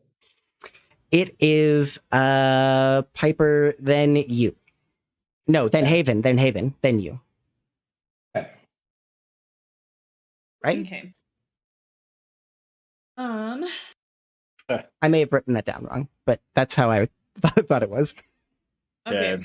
Yeah. Ian, what is the possibility of me just being like, well, my work here is done, Arcanum? It would take time. It takes time to absorb something to absorb a vehicle into your Arcanum. And you're already maxed on your vehicles, so you'd have to boot the one that you have. Trade it for the mech. Wait, Trade it for the so mech. I can only have 2? 3. You currently have 3 vehicles. I only had 2. I had my personal one and the one from the. Your personal one includes a sea vessel, a land vessel, and then the second land vessel that you picked up. Just poop the Okay. second one So out the and second then one I already absorb took. the mech. I already took all the useful stuff from the second one. The second one I kind of just used for parts for my Okay. vehicle and the Gatling gun. So it's basically just bare bones. Oh, So- deal. Then so you've already removed it. Okay. Yeah, so That I works. pooped that one out. so I'll just absorb the other. I'm like, sorry guys. How long will it take her to absorb the? It'll The- take the it'll take cane? 1 minute or 10 rounds. 10 rounds. Okay. So, Haven, you're up. So Reynold is bloodied, but he's still alive. Actually, he'll legendary action first. And he goes, "You're insufferable. I hate you." And he throws something, and it magnetizes and slaps onto the side of an automaton, which you now realize line the walls. And the automaton pops off the wall and begins walking at you. What do you do, This is Haven? detail we should have gotten there, DM. Is this evil Iron Man with his iron dudes? The Iron Legion. His Iron Man 3. I don't remember this part in Iron Man 3. Haven gets up after the explosion, and like obviously he's a little bloodied at this point, so he kind of he wipes the blood from his mouth, and he's like, "I've been waiting for this," and he gathers up his sorceress magic and kind of compiles it, and he's going to cast two spells. So he's going to first cast web at all of them. And he, I'm assuming that Reynold and the rest of the mechs are the automatons, including Ptolemy, is within a 20-foot radius. Is that correct? Yes. Yeah, the whole Okay. room is no more than 20 by 20. Okay, all of them need to make a dexterity saving throw. Okay. And I'm using meta magic to make this my bonus action. Okay, everybody fails except Ptolemy. Perfect. Next, I'm going to cast Stinking Cloud within that same bubble. You cannot cast both spells. He just said But he I uses thought- his meta magics to make the first I one. can a make bonus action. I can make a casting of one action. Yes. So, specifically in the back of the spell casting rules, when you cast a spell as a bonus action, you can use your action, but it has to be either for a cantrip or another thing. It can't be a spell with a level. Oh, poo. So that is okay. that has to be his second action then? Yeah, so you can bonus action cast a spell, but all you can do Okay. after that is features or stock actions. That yeah. is a-okay. Okay. Let's see what I got. How close is that automaton to me? Like 10-ish feet. You guys are actually a little bit crowded, so many of you in this room. We're Okay. like, if we're working with the grid, like the room has you all like basically in melee range with somebody. So we're gonna be basically expanding our grid here. Maybe go by threes or something just to make the room space work. Okay. Let's see. Everybody's restrained, right? The Yes. automatons, except Ptolemy. Ptolemy's the only one who passed. Okay. I'm going to Ray of Frost, Reynold. Okay, that's an attack roll, right? Yep. Rolling for it now. Perfect. Does a 24 hit? It Okay, hits. cool. All you have to deal is 8 damage. He got messed up by that cannon. Oh my gosh. 7 damage? I want to cry. Anyway. Wow. Wait. Your was that both D8s? D8s was 7 damage. Yes, that is correct. No. That's okay. Wow. Maybe your sick one-liner as you finish him off will do that 1 point of damage. I just Yeah. poke him and then he dies. Yeah, so you hit him with the Ray of Frost and it ekes by. He's trying to stand and it's difficult. Next up is Aurelius. Awesome. Paul, if I Yeah. shoot him, you'll be pissed, right? Yeah, actually. Better dead than alive. No I hesitation. figured. No hesitation. It's No a- hesitation. Yeah, it's okay. I'm actually gonna walk up to what's his name? Gerard. Gerard. There you go. And I'm gonna put my revolver right next to his brain, He's execution style. dead. Oh, He he's already dead. dead? Oh, what? He died? Yeah, he failed, and he was in his metal form, so he took double damage from the lightning cannon. So he got He fried. took like 60 damage. He took so 68 funny. damage all at once. He actually thought he was gonna be like this awesome villain, and just got absolutely booty hole wrecked. I didn't even Yeah. see that coming. Yeah, no, Okay. I didn't either. Yeah, that's a surprise. Okay. He's a metal boy, and we're playing around with lightning right now. Yeah, Yeah. So actually, I thought I was then going to be wielding all the lightning tonight, but you know. I'm going to shoot. I'm going to attempt to shoot the box on the side of Ptolemy's head Okay. specifically. And this is actually going to be a flashback. So flashback to me planning this.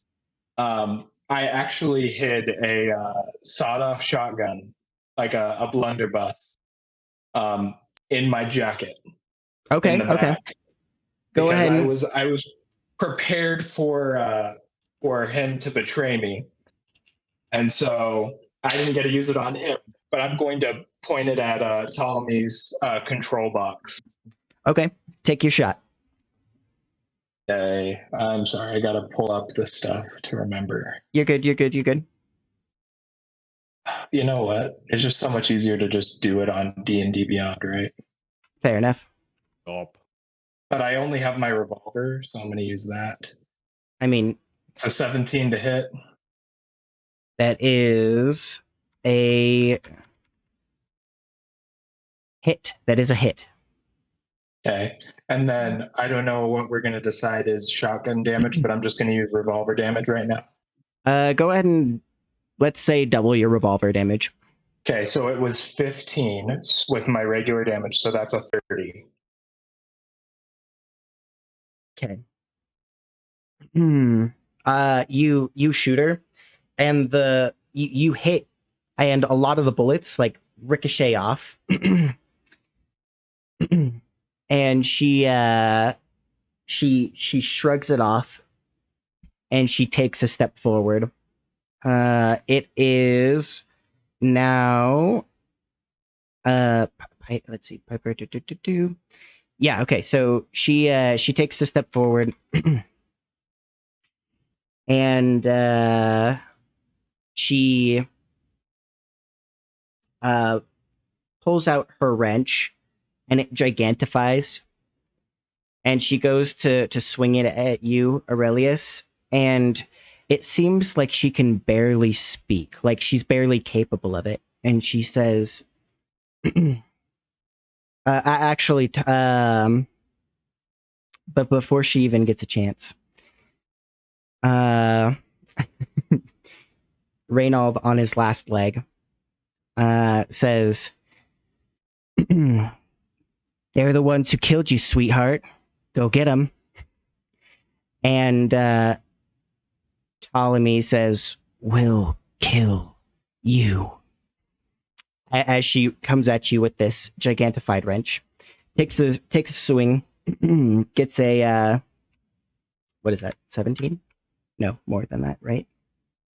She is +6, so she gets a 19 to hit. That hits you, right, Aaron? Sorry, I forgot I was muted. Anyway, yes, that hits. You're good. You're good. Okay, so let's see. There we go. Wait, how far away is Ptolemy from? She just from Aurelius. She is within melee range now. She walked up to him. Did the web do anything at all? Probably not. She succeeded her check. I think it's difficult terrain, but she's moving only half her movement speed, so she's good there. Oh, wow. Okay. Yeah, because you guys are pretty close together already. She takes the swing at you, and she hits you for 14 points of damage. Oofa, bud. How you feeling there, Aurelius? Yeah, are you still up? She's bloodied, by the way. I don't know if I said that when he took the shot. Okay, so yes, I'm still up. I do have very few points left, but I'm still up. I'm still fighting. Nice. Okay. Next up is Elektra. All right. She is going to really quick use her free action to turn to Kimon and go, "You doing okay, bud?" Yeah, and he's going to take his turn right after you, but he's armoring down. He's like, I ain't getting hit by no more lightning. Good plan. I wonder who thought of that. Okay, Aurelius, you need any help? Because it looks like you need some help.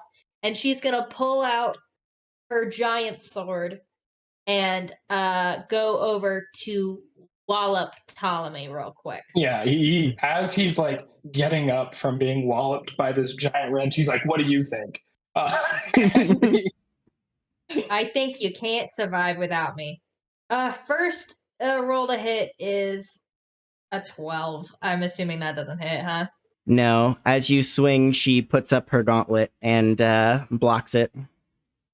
Gotcha. Okay. I'm going to use my inspiration because my second one is a 13, so that's not working for me. Mm-hmm.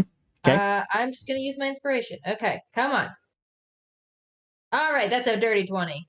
Okay, that's a hit. Okay, cool. And then that's 46, correct? Yeah.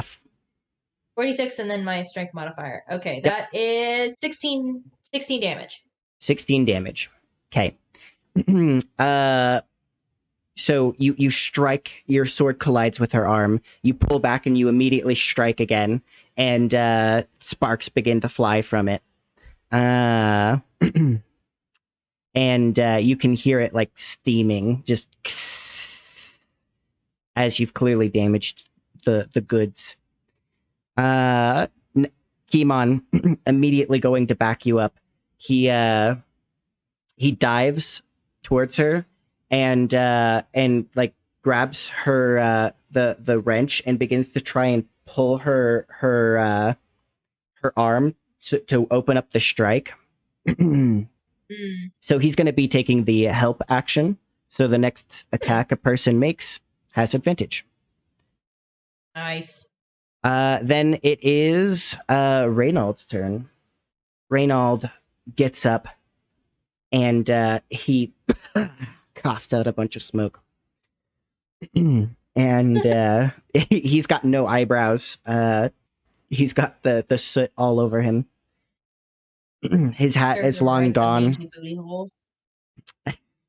And he says, I should have just killed you. I should have just killed you all. You suck at it.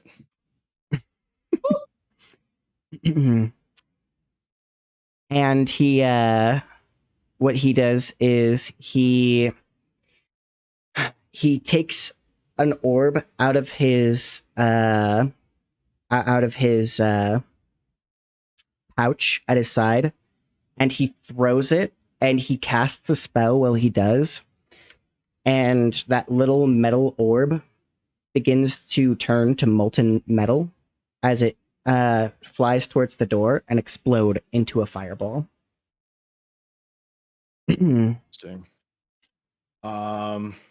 Everybody needs to make dex saving throws. Counterspell. Jeez. Counterspell. No, you're counterspelling it. I'm counterspelling it. 3rd level. 3rd level. Yep. Okay. So he throws the orb, and how does it happen? You nullify the spell.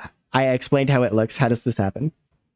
When he's like turning it into molten lava, and he's kind of like he's trying to make himself look cool, obviously. So like I subtly cast it to make it look like a complete dud, and the orb just falls right to the floor. And then I say, "You suck at it."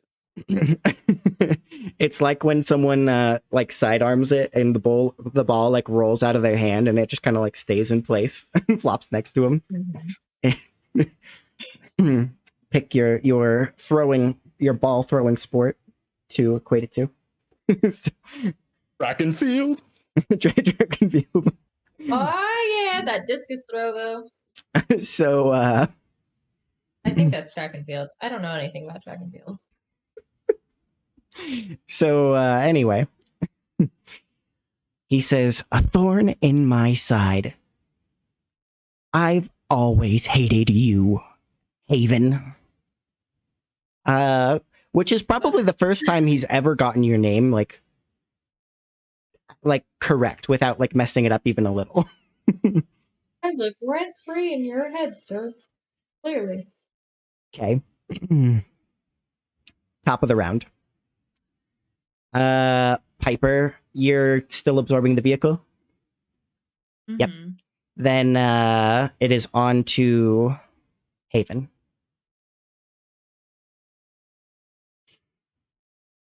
Oh wait, the automaton. There's an automaton there.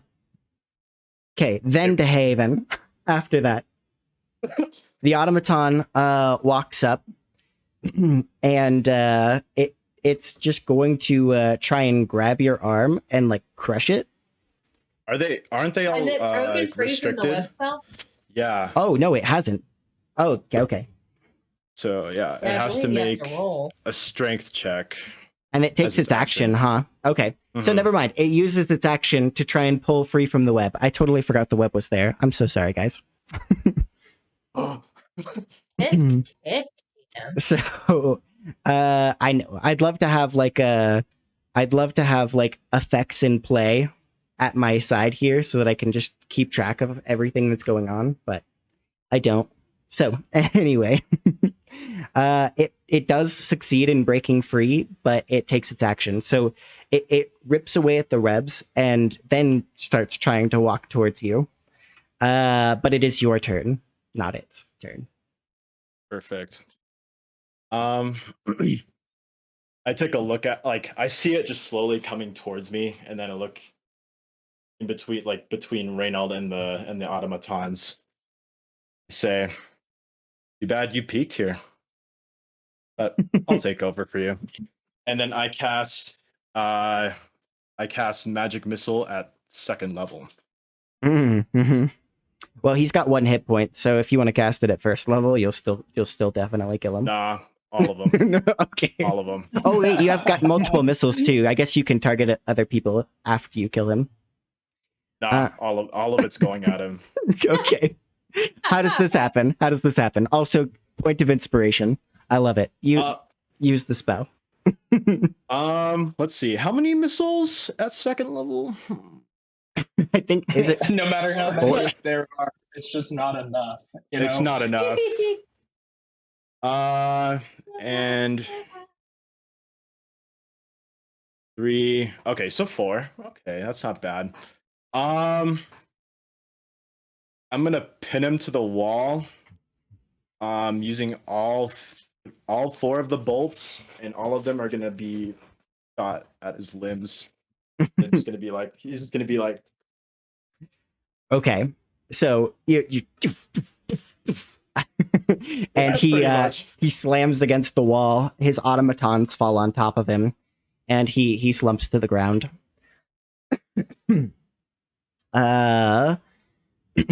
Aurelius, it's your turn. I'm sorry, were you going to add something to that? Oh, I just put up my hair. I'm like, and then. Anyway, what's happening? Aurelius, Ptolemy is right next to you, as she tries to pull back her hammer. Wrench. Wrench. Kimon is there, hindering her movements. What would you like to do?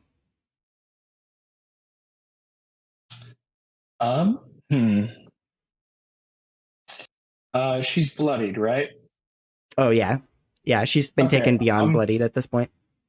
I'm gonna put the shotgun underneath her chin, and I'm gonna let her rip. Oh dang! Beyblade style. Yep, you know it. Does a 16 hit? I doubt it. It does, actually. That is her AC. Oh, okay, awesome. I And it hits mean, for. not to mention you have advantage actually Yeah, with Kimon Kimon's there. giving you advantage. Okay, well, it's Double check it in case you get a nat 20. Oh wait, but you can't use inspiration for damage, right? Damage Correct. is what it is. Yes. Okay, yeah. So it's actually 18 points of damage. That is enough. Yeah, you overkill her by 2. you ram the shotgun up against her, and you take the shot, and for the second time now, you have killed Ptolemy Theric. Okay, can I paint a picture? Yes. Word picture me. So instead of actually having it have any of my attention, like I'm hurt, but I just like essentially put it under and pull the trigger and then just start walking over towards the top brass. he lays there, and he he has like a shudder, and you hear a little cough out of him.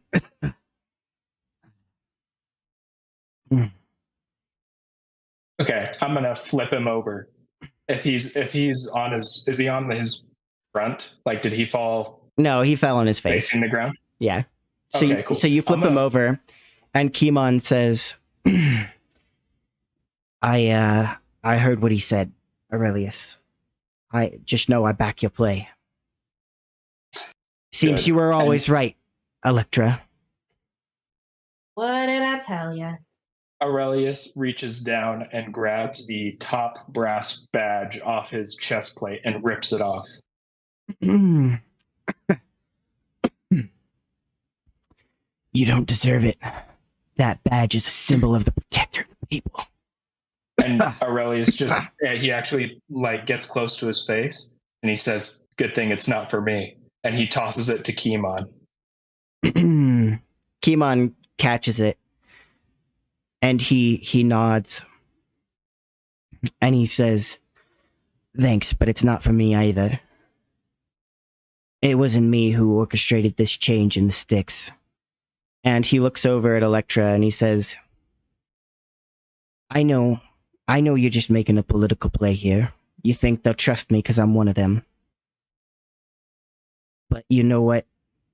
I trust Elektra more." And he tosses her the badge, and he says, "They'll know that she has my support. I'll make sure of it." Elektra catches the badge. And she looks at Kimon for a second, and she yells at everybody else in the room, "Turn around right now! Everybody turn around!" Like, what? I'll listen. Why? I'll turn around for you. This is your moment. I'm like, Haven! Why? Turn around! Okay, Do it right now! Fine. And once everybody's turned around, she goes over and she gives Kimon a big hug. She gives him a really big, like, bear hug. And she whispers in his ear, He glad you didn't die today, or I would be rubbing this in your face so hard right now. He metals up to keep you from breaking his ribs as you squeeze. And he hugs you back, and he says, "I know." As so this is just gonna be for me because I need it to feel complete. Aurelius takes out his revolver and puts it to the heavy brass's head, and he says, "I just want you to know, it's not personal, but when you get to the gates of hell, tell him Aurelius sent you." And Kimon goes, Whoa, an execution?